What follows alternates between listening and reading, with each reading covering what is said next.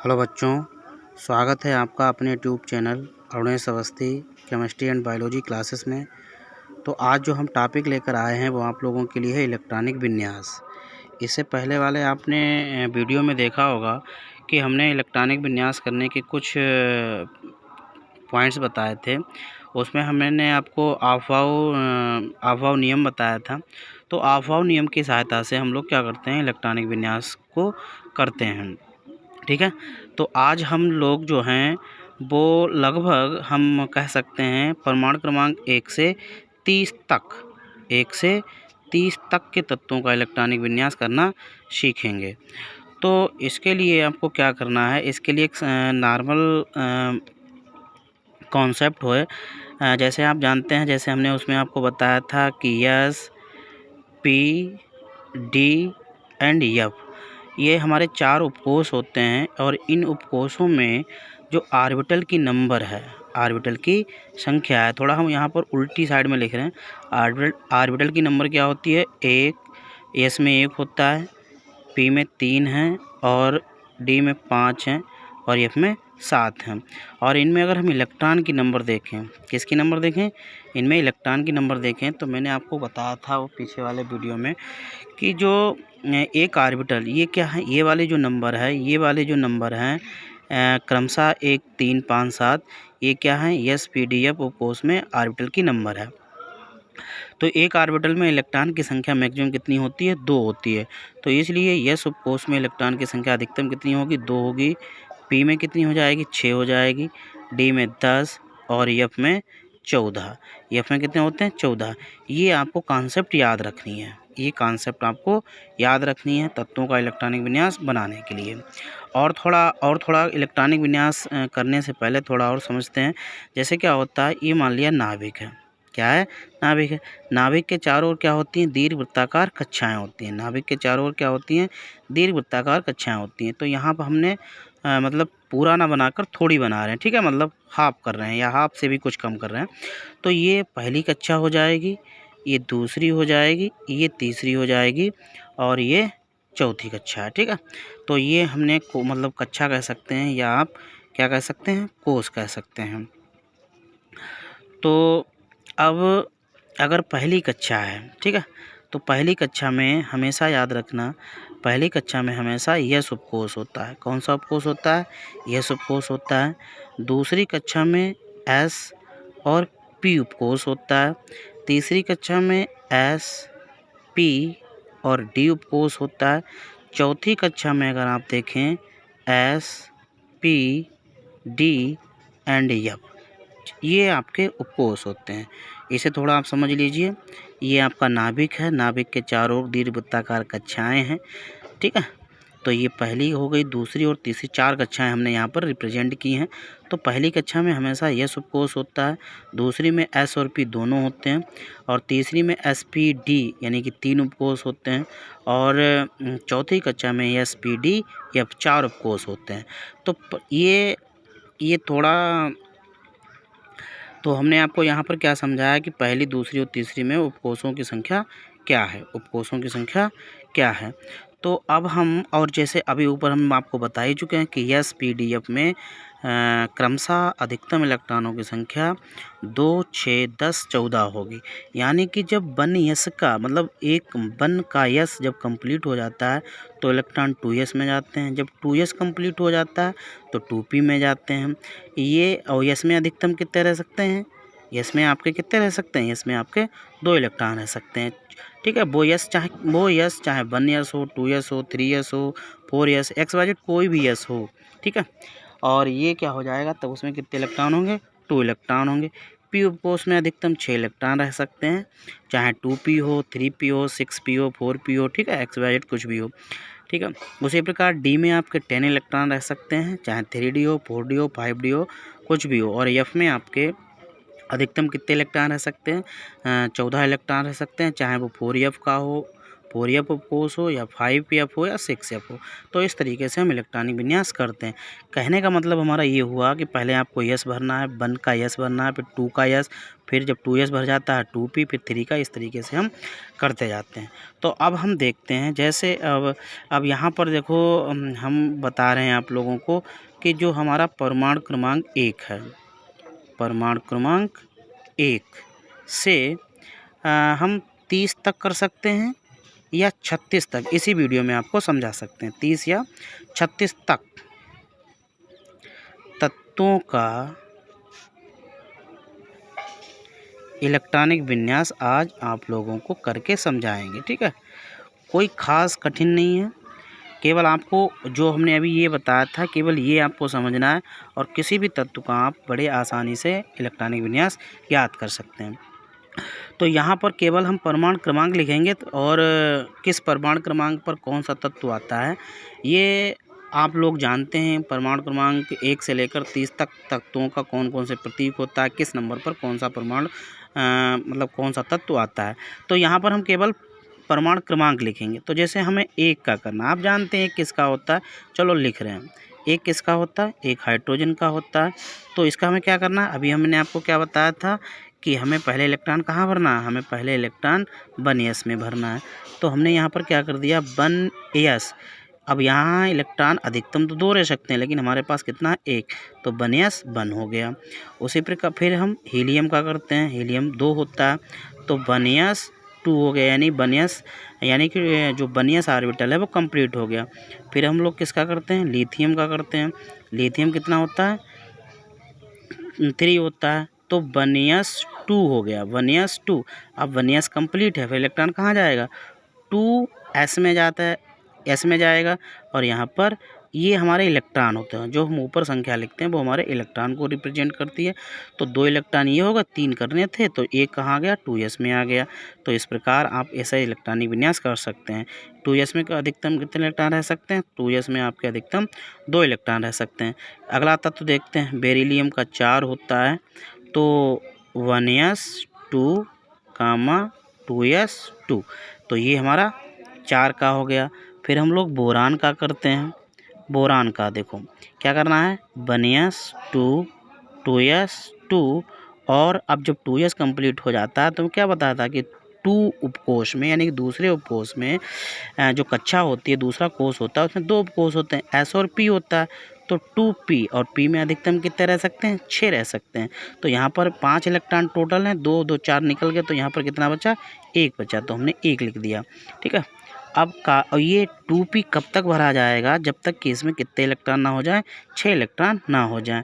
तो कार्बन का 6 होता है 1s 2, 2s 2 और 2p 2, देखो 2 2 4 और 2 6।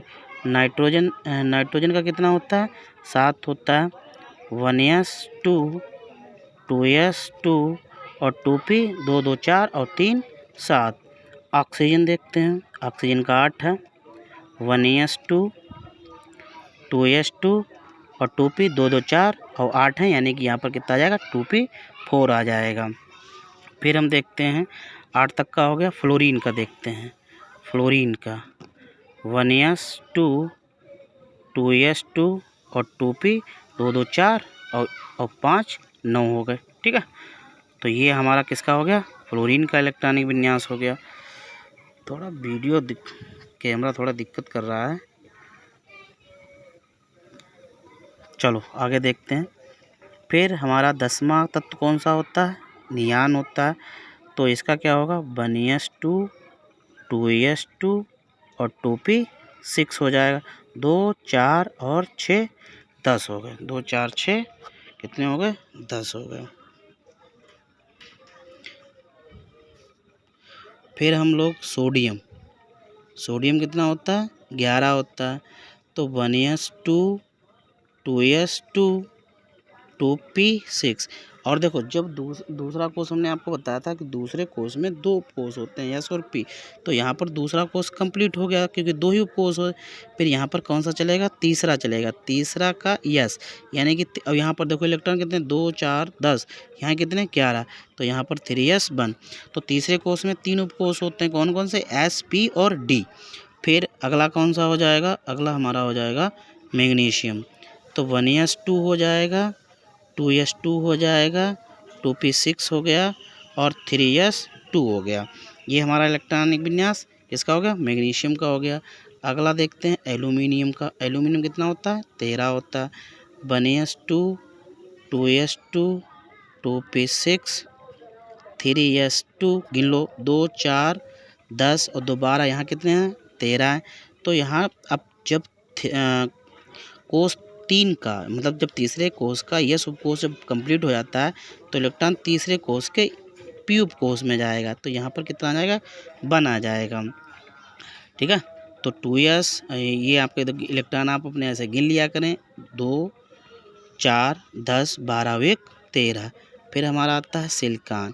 सिलिकॉन का कितना होता है, सिलिकॉन का हमारा होता है 14। ठीक है, कितना होता है, 14 होता है, 1s2, 2s2, 2p6, 3s2 और 3p2।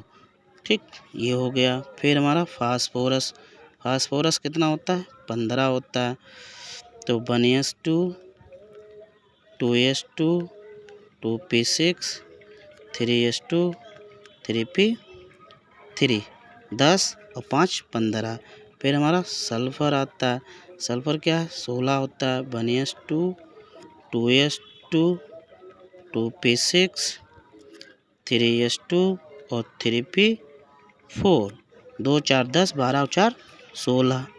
Chlorine 17, 1s2, 2s2, 2p6, 3s2 और 3p5।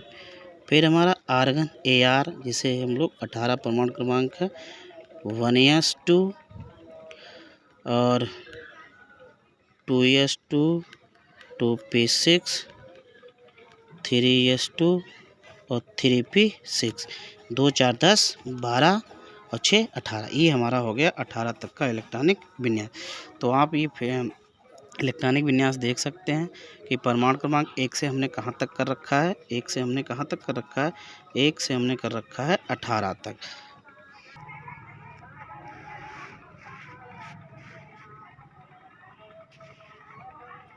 अब हम देखते हैं 18 तक का हमारा इलेक्ट्रॉनिक विन्यास हो गया था।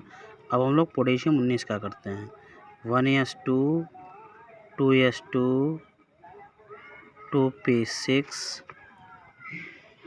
और 3s2, 3p6 और 4s1। ये थोड़ा इम्पॉर्टेंट है क्योंकि यहाँ हमने आपको अभी बताया था कि इलेक्ट्रॉन 3s में जाएगा, जब 3s कंप्लीट है तो 3p में जाएगा, जब 3p कंप्लीट होता है तो इलेक्ट्रॉन कहाँ चला जाता है, 3d में जाएगा। लेकिन यहाँ पर इलेक्ट्रॉन कहाँ गया, 4s में गया। कहाँ गया, 4s में गया। क्यों 4s में गया, आगे आपको समझाएंगे। क्योंकि यहाँ ये जो अभी हम तत्वों का इलेक्ट्रॉनिक विन्यास करते हैं वो आबहाव के नियम के अनुसार करते हैं। तो आबहाव नियम क्या कहता है कि इलेक्ट्रॉनों को ऊर्जा के बढ़ते हुए क्रम में फिल किया जाता है। हालांकि 3p के बाद आएगा 3d, लेकिन यहाँ पर 3d की अपेक्षा जो 4s ऑर्बिटल है इसकी ऊर्जा अधिक है। ठीक है, आगे अभी और आप आगे जैसे वीडियो आप आगे तक देखते जाएंगे तो आपका ये क्लियर हो जाएगा। अब 20 का करते हैं, 1s2, 2s2, 2p6, 3s2, 3p6 and 4s2 आया। अब ये हमारा 20 का हो गया। ठीक है, हमारे 20 का हो गया। तो 19 और 20 का हमने इलेक्ट्रॉनिक विन्यास कर लिया। तो 19-20 में आपको क्या देखना, जो 19 है वो थोड़ा इम्पॉर्टेंट है। यानी कि 19 और 20 में क्या हो रहा है, तत्व जो परमाणु क्रमांक 19 और 20 के तत्व हैं इनके इलेक्ट्रॉनिक विन्यास हम कह सकते हैं कुछ 19-20 हो जाता है। यहाँ 19-20 में क्या हो जाता है, 19-20 ही हो जाता है। ठीक है, 19-20 में क्या हो जाता है, 19-20 ही हो जाता है। अब देखो, अब यहाँ से जो इलेक्ट्रॉनिक विन्यास स्टार्ट होते हैं 21 से, ठीक है। स्कैंडियम यानी से स्कैंडियम कितना होता है 21 होता है। तो यहाँ पर क्या करना है हमें, यहाँ से देखो थोड़ा ध्यान देना होगा। 1s2 2s2 2p6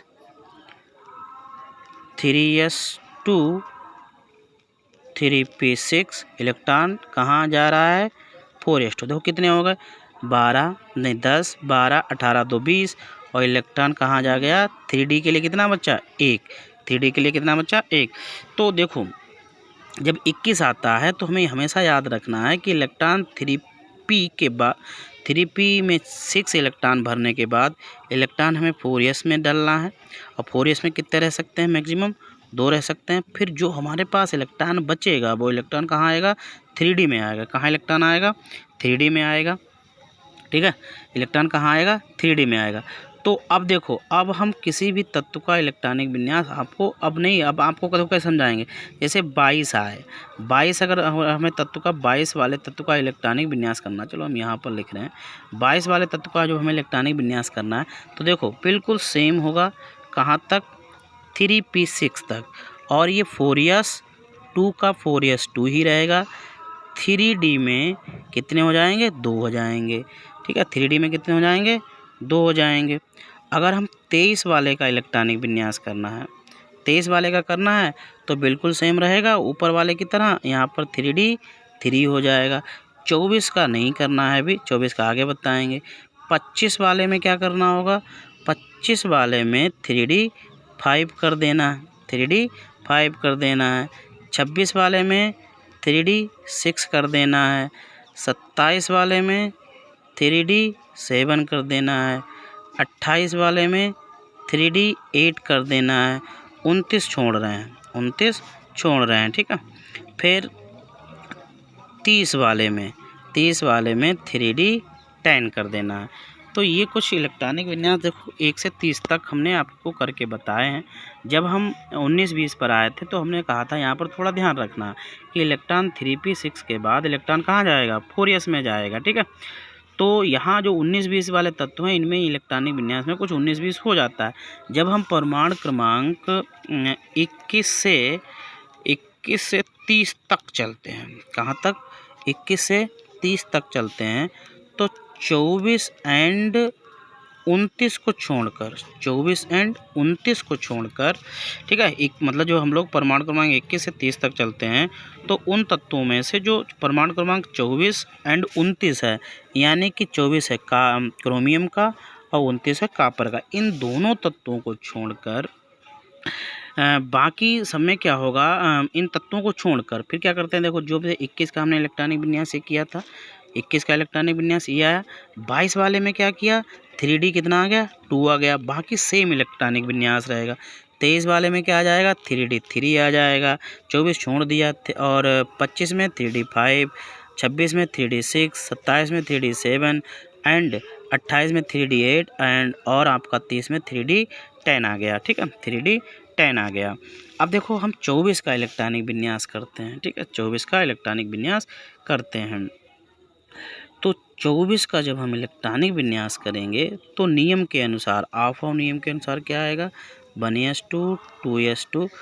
तो एक बार हम फिर से आपको बता रहे हैं, तो ये आप इलेक्ट्रॉनिक विन्यास देख लें। आपको क्या करना है 21 का जब हमने इलेक्ट्रॉनिक विन्यास किया था तो 3d 1 आया। ठीक है, 24 और 29 को छोड़कर जैसे जैसे हम आगे बढ़ेंगे 3d में इलेक्ट्रॉनों की संख्या क्रमशः एक एक बढ़ती रहेगी। ठीक है, क्लियर। तो जब हम 24 का इलेक्ट्रॉनिक विन्यास कर रहे हैं 1s2 2s2 2p6 3s2 3p6 और 4s2 एंड 3d4, ये अफवाह नियम के अनुसार है जो कि रॉन्ग है, जो कि कैसा है रॉन्ग है। इसका एग्जैक्टली जो इलेक्ट्रॉनिक विन्यास होगा वो क्या होगा 1s2 2s2 2p6 3s2 3p6 3d5 and 4s1। ये क्यों हुआ अभी आपको बताएंगे। 29 का करके दिखाते हैं। 29 का नियम ये मतलब ये अफवाह नियम के अनुसार है जो कि गलत है, यानी कि जो कॉपर क्रोमियम होता है ये अफवाह नियम के नियम का पालन नहीं करता है। तो 29 का जब हम करते हैं 1s2 2s2 2p6, 3s2 3p6, 3d यहाँ पर क्या करना होगा 3d9 एंड 4s2। ये भी अभाव नियम के अनुसार है। गिन लीजिए इलेक्ट्रॉन 2 4 10 12 18 2 20 और 9 29। ये भी अभाव नियम के अनुसार है, जो कि गलत है। इसका इलेक्ट्रॉनिक विन्यास सही क्या होगा 1s2 2s2 2p6, 3s2 3p6 और 3d10 एंड 4s1 हो जाए। ये इलेक्ट्रॉनिक विन्यास सही है। ठीक है, तो 24 का ये वाला इलेक्ट्रॉनिक विन्यास सही होगा, 29 का ये वाला इलेक्ट्रॉनिक विन्यास सही होगा। यानी कॉपर भी क्या करता है अभाव नियम का पालन नहीं करता। क्यों नहीं करता, यानी कि देखो क्या करना, जैसे डी है, अब आप इसमें जितने भी आपने इलेक्ट्रॉनिक विन्यास किए अभी तक हमने आपको बताया, तो सारे जो भी उपकोष हैं सब उपकोष कैसे हैं फुल फिल्ड हैं। कैसे हैं फुल फिल्ड हैं, मतलब सारे ऑर्बिटल कैसे हैं इलेक्ट्रॉनों से भरे हैं। मतलब जिस ऑर्बिटल में जितने इलेक्ट्रॉन मैक्सिमम होने चाहिए थे उतने हैं, और मतलब एक इलेक्ट्रॉन की स्पिन अप है दूसरे की डाउन है। तो इस तरीके सारे ऑर्बिटल कैसे थे फुल फिल्ड थे। लेकिन जब हम 21 से 30 तक आए थे तो यहाँ पर कुछ वेरिएशन हमें देखने को मिले। ठीक है, वेरिएशन देखने को मिले। जब D4 आता है, जब D4 आता है तो ये अपने आप को स्टेबल करने के लिए D5 में कन्वर्ट हो जाता है, और जब D9 आता है, D9 आता है तो ये अपने आप को स्टेबल करने के लिए D10 में कन्वर्ट हो जाता है। तो ये ऐसा क्यों करता है, ये ऐसा इसलिए करता है अपने आप को स्टेबल करने के लिए, अपने आप को स्टेबल करने के लिए। और ये दो कंडीशन D4 एंड D9 वाले जो कंडीशन हैं ये हमें 24 एंड 29 में ही देखने को मिल सकती हैं। बाकी 21 से लेकर 30 तक के तत्वों में ऐसी व्यवस्था देखने को नहीं मिल सकती है। तो जब D4 होगा तो D5 होना चाहेगा, और D9 होगा तो D10 होना चाहेगा, कि काहे के लिए अपने आप को स्टेबल करने के लिए। अब अगर ऐसी व्यवस्था हो रही है तो यहाँ पर क्या होगा, D4 था तो यहाँ से एक इलेक्ट्रॉन कहाँ जाएगा, इसमें आ जाएगा। एक कितना जाएगा 1 इलेक्ट्रॉन, कितना जाएगा 1 इलेक्ट्रॉन कहाँ जाएगा, 1 इलेक्ट्रॉन 4s2 से 3d में आ जाएगा। 3d में कितने थे 4 थे, तो एक इलेक्ट्रॉन 4s से आया तो कितने हो गए 5 हो गए, और 4s में कितने थे 2 थे, कितना बचा 1 बचा। तो ये अपने आप को स्टेबल करने के लिए ऐसे ही व्यवस्था कर लेता है। उसी प्रकार कॉपर में देखो यहाँ पर 3d9 आया, तो जैसे ही 9 आएगा तो अपने आप को 10 में कन्वर्ट करने के लिए 4s से एक इलेक्ट्रॉन ये ले लेगा। ठीक है, यहाँ पर ये क्यों कर रहा है अपने आप को स्टेबल करने के लिए। तो यहाँ पर क्या हो गया 3d10 हो गया, तो ये 4s1 हो गया। क्योंकि हम जानते हैं जो हमारा d ऑर्बिटल होता है, d उपकोष जो होता है उसमें 5 ऑर्बिटल होते हैं। अगर ये ऐसी व्यवस्था है, मतलब ये क्या है, ये हो जाएगी हाफ फिल्ड अवस्था है। ठीक है, और 1 2 3 5 1 2 3 4 5 6 7 8 9 10। अब ये वाली व्यवस्था कैसी हो जाएगी, ये हो जाएगी फुल फिल्ड। ये कैसी हो जाएगी फुल फिल्ड। इन दोनों अवस्थाओं में जो हमारा d ऑर्बिटल होता है वो स्टेबल होता है। कैसा होता है स्टेबल होता है। तो यानी कि अगर d में 5 इलेक्ट्रॉन है तब वो स्थायी होगा, या फिर 10 इलेक्ट्रॉन है यानी कि अगर आधा भरा है तो वो ऊपर वाला हाफ फिल्ड है तब वो स्टेबल है, पूरा भरा यानी फुल फिल्ड है तब वो स्टेबल है। तो ऐसी व्यवस्था हमें कहाँ देखने को मिलेगी, जब D4 आता है तो वो अपने आप को D5 में स्टेबल करने के लिए चेंज हो जाता है, और D9 आता है तो वो अपने आप में अपने आप को D10 में कन्वर्ट करता है। तो ये अतिरिक्त इलेक्ट्रॉन आता कहाँ से, अतिरिक्त इलेक्ट्रॉन कहाँ से आएगा, अतिरिक्त इलेक्ट्रॉन 3d4 होने पर 4s2 से आ जाएगा, तो 3d5 एंड 4s1 हो जाता है। उसी प्रकार जैसे 3d9 आया तो इलेक्ट्रॉन 4s2 से कहाँ आ गया 3d9 में आया, यानी 3d10 एंड 4s1 हो गया। ठीक है, तो इस प्रकार ये आपके इलेक्ट्रॉनिक विन्यास हो गए। ठीक है, तो यहाँ पर क्या होता है स्टेबिलिटी आ जाती है। किस में आ जाती है इलेक्ट्रॉनिक विन्यास में क्या आती है स्टेबिलिटी आ जाती है। तो ये दो क्या थे अभाव नियम के अपवाद थे। तो हम फिर से आपको थोड़ा रिपीट कर रहे हैं कि जब हम परमाणु क्रमांक 21 से 30 तक चलते हैं तो जो प्रमाण क्रमांक हमने आपको फिर से देखिए 21 का इलेक्ट्रॉनिक विन्यास करके बताया था 3D 1 आएगा। तो जैसे ही आगे बढ़ेंगे तो 3D में एक क्रमशः एक इलेक्ट्रॉन की संख्या बढ़ती रहेगी, किसे छोड़कर 24 और 29 को छोड़कर। 24 में 3D 4 आता है और 29 में 3D 9 आता है। जैसे D4 हो तो D5 में कन्वर्ट होना चाहेगा, D9 होगा 10 में। तो ये अपने आप को स्टेबिलिटी अर्थात मतलब इलेक्ट्रॉनिक विन्यास में स्टेबिलिटी लाने के लिए ये क्या करता है 4s से एक इलेक्ट्रॉन 3D में चला जाता है। तो इसके और भी अपवाद हैं, जैसे एक Ag हो जाएगा, ठीक है, Au हो जाएगा। इनके इलेक्ट्रॉनिक विन्यास आप लोगों को कमेंट बॉक्स में करके बताने। तो मुझे पूरी आशा है कि ये वीडियो आपको बहुत अच्छा लगा होगा और इसी तरीके से आप वीडियो देखते रहें। टॉपिक बाय टॉपिक वीडियो आपके लिए हम प्रोवाइड कराते रहेंगे और आप वीडियो को लाइक कीजिए, शेयर कीजिए, कमेंट्स कीजिए और अपने जो भी आपके साथ में फ्रेंड्स हों पढ़ने वाले, उन लोगों को भी हम मतलब Arunesh Awasthi chemistry and biology classes channel subscribe कीजिए और हम इसी तरह आप लोगों के लिए अच्छे से अच्छे वीडियो बनाते रहेंगे, जिससे आपका पढ़ने में भी मन लगे और आपके जो भी टॉपिक हम यहाँ लेकर आएंगे वो बिल्कुल कह सकते हैं बिल्कुल ईजिली होगा, बिल्कुल सरल भाषा में लेकर आएंगे ताकि आपका भी पढ़ने में मन लगे। ठीक है, तो वीडियो को लाइक कीजिए, चैनल को सब्सक्राइब करें। और आप जानते ही हैं, आइए आप किसके द्वारा पढ़ रहे हैं, अरुणेश अवस्थी। किसके द्वारा? अरुणेश अवस्थी, ठीक है, अरुणेश अवस्थी। तो हम मतलब आप जानते हैं चैनल भी बना है Arunesh Awasthi chemistry and biology classes. Biology इसलिए टर्म जोड़ा है क्योंकि मेरा एमएससी जो है वो हमारा केमिस्ट्री से है, लेकिन मैं बायोलॉजी हमेशा से मेरा एक कह सकते हैं फेवरेट सब्जेक्ट रहा और मैं इंटर क्लास तक बायोलॉजी भी बहुत अच्छे तरीके से पढ़ाता हूँ, पिछले 10 साल से पढ़ा रहा हूँ।